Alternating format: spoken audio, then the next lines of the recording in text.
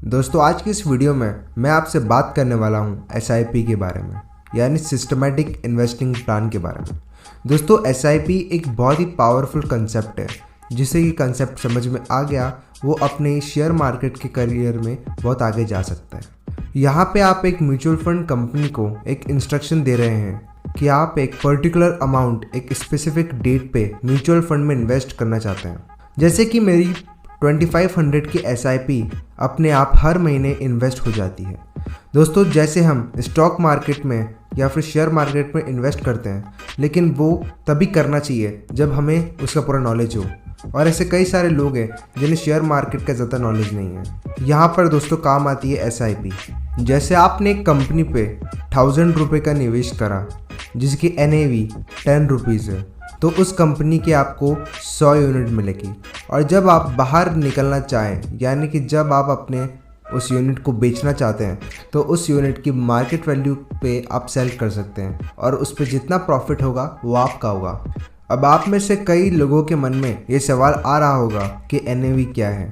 तो NAV को समझने से पहले हमें एक म्यूचुअल फंड की यूनिट को समझना होगा।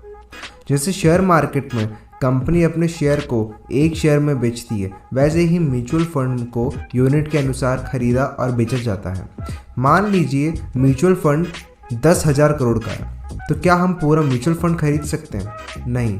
इसलिए इसे अगर हम 100 करोड़ हिस्सों में बांटे तो एक हिस्सा 100 रुपये का हो जाएगा और इसी को एक यूनिट कहा जाता है। Unit is a small part of mutual fund और यही एक यूनिट की कीमत उस म्यूचुअल फंड की NAV होगी।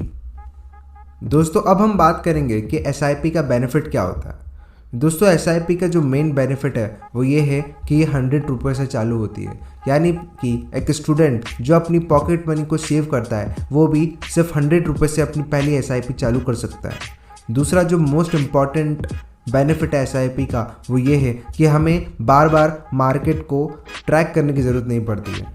और दोस्तों एक जो मोस्ट इम्पॉर्टेंट बेनिफिट है वो ये है कि आपकी जो पूरी कॉस्ट है वो एवरेज हो जाती है। अगर आपकी किस्मत अच्छी है और आपने ऐसे टाइम पे SIP चालू करी है जब मार्केट हाइक पे है या फिर बोल सकते हैं पीक पर है, तो आपकी SIP का जो एवरेज है वो बढ़ जाएगा। लेकिन अगर आपकी किस्मत ख़राब है या फिर बोल सकते हैं आपने शुरुआत में जब SIP चालू करी और आपका मार्केट पीक पर था और जब आपने थोड़ा टाइम इन्वेस्ट करा और उसके बाद मार्केट नीचे चला गया, तो आपकी जो पूरी कॉस्ट है वो एवरेज हो जाएगी, यानी कि आपको प्रॉफिट होगा लेकिन लॉस भी नहीं होगा।